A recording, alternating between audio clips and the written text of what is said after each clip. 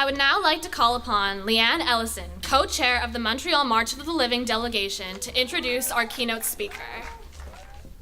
Hi. I'd like to introduce to you today Professor Gil Troy. He is a celebrated American presidential historian, a professor of history at McGill University in Montreal. He's the author of 9 books. His most recent book, The Zionist Ideas, is the most comprehensive collection of Zionist ideas and thoughts ever published. On this 70th anniversary of Israel's independence, we are indeed so very fortunate to have Professor Troy deliver our keynote message this evening. Welcome. Erev Tov. Chag Sameach. And welcome home. What an amazing thing. I am indeed a historian. And as a historian, you know that we have a mistake that we constantly make. We know what happened, and so we look backwards. But let's think about what it looked like looking forwards. This dramatic moment we just recreated of the state being proclaimed, it wasn't clear they were going to proclaim it. They debated it for 12 hours. The vote was 6-4 to do it.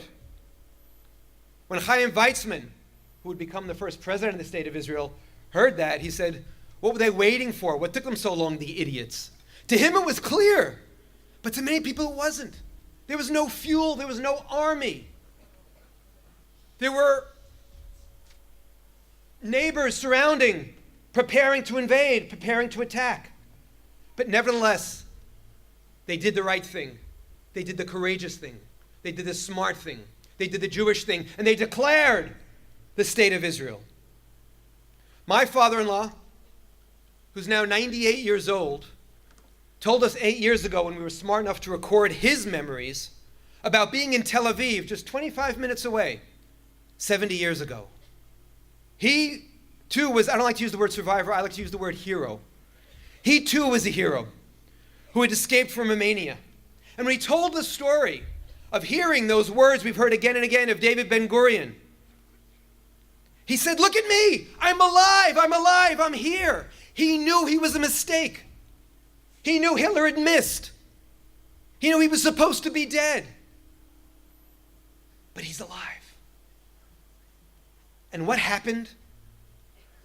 They proclaimed the state of Israel, and they sang, and they danced, and then immediately the air raid siren started, and we've heard the war began.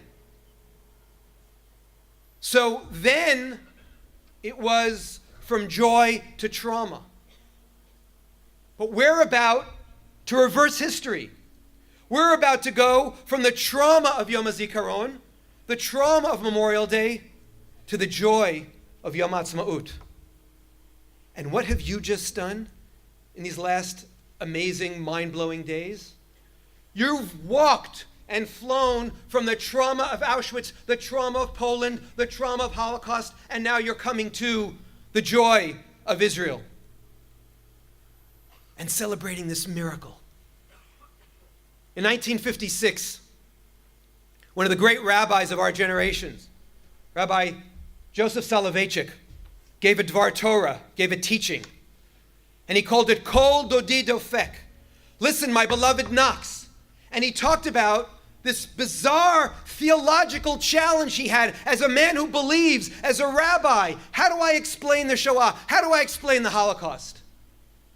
And he said, it was Hesder Panim. He said God was obscured. We couldn't see God's face. We couldn't see God's glory. We couldn't see God's goodness because there was so much evil. And then he said, starting in 1948, miracle after miracle, Kol Dodi Dofek, my beloved, my God comes back and knocks. Chaim Weizmann would say, yes, I believe in miracles. I've learned that miracles happen if you work really hard at them. And let's very quickly think about the miracles we're celebrating today, one for each decade. The miracle of political Zionism, of Theodor Herzl. We are a people. We have rights to a particular homeland, Eretz Yisrael, and we're going to build a state on that, Medinat Yisrael. Kol Dodi Dofek, listen, my beloved knocks.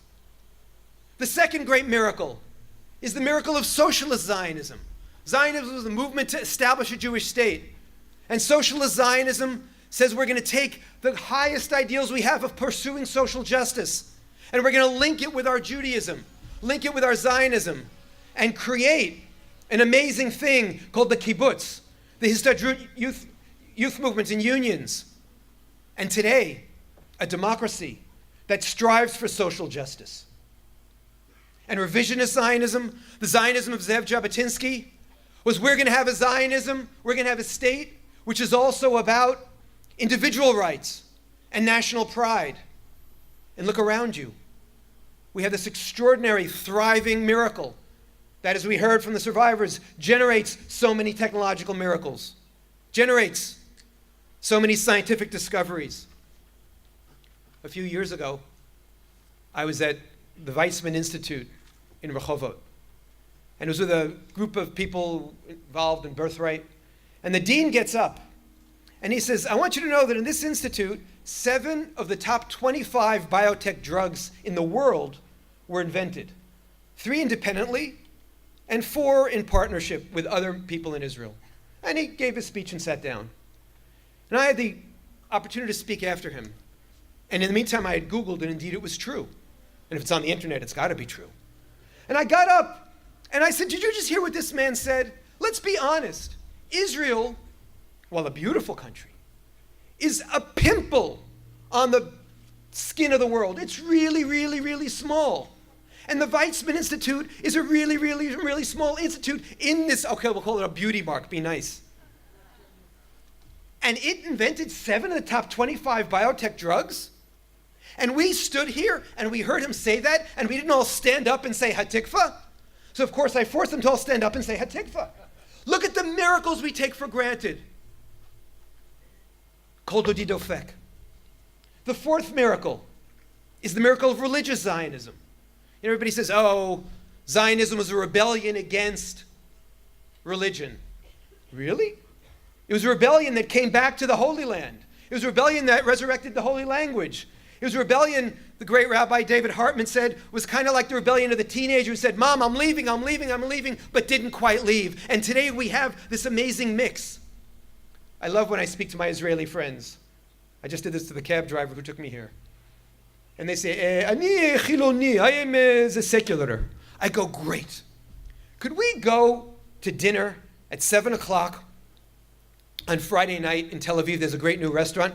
I can't do that. I'll miss, what does he call it? Shabbat dinner. And he tells me that he just had a Seder last month with 30 people. And when his grandson is born, he has a brit for the grandson. And he believes in God. I said, you're the worst secular person ever. You don't know how to be secular.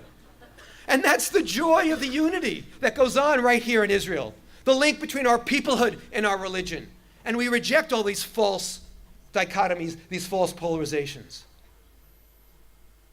And the miracle of cultural Zionism, that from Jerusalem will come forth ideas and songs and inspiration. Yerushalayim Shel. We all know it. This song that was written in Jerusalem is now deep in our memories and is part of the soundtrack of our minds. Kol dodi dofek, that's the 5th miracle. The 6th miracle is Ivrit, Hebrew. Think about it. Eliezer ben Yehuda, this nut job, in the 1880s, 1890s, says, I'm going to take this language which is dead, this language which is only used for prayer, and I'm going to make it the language of singing and dancing, of cursing and blessing. And I'm going to invent it again. Because a language is the soul of a people. And we're recreating a people. And so he has to get creative.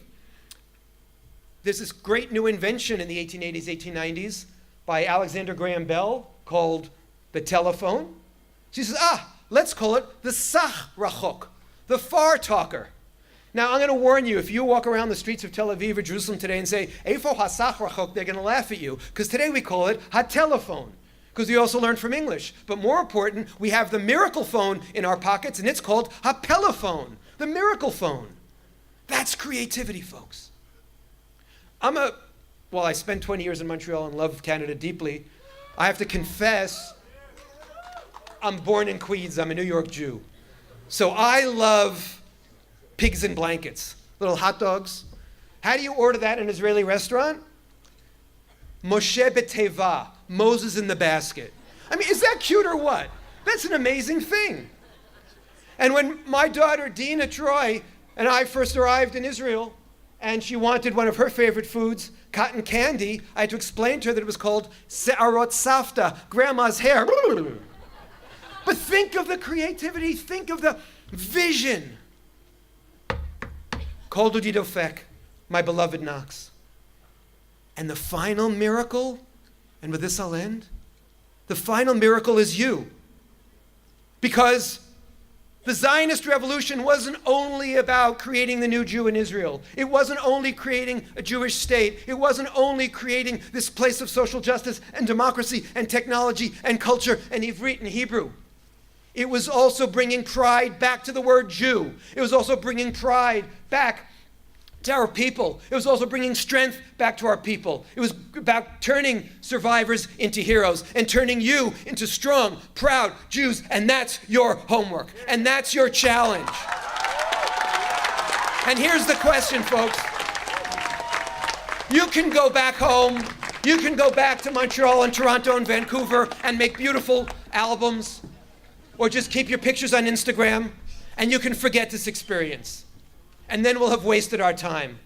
But you have the opportunity to write new chapters in Jewish history, to be the heroes, to create your new story, and I hope you'll do that. Chag Sameach, Toda Rabah.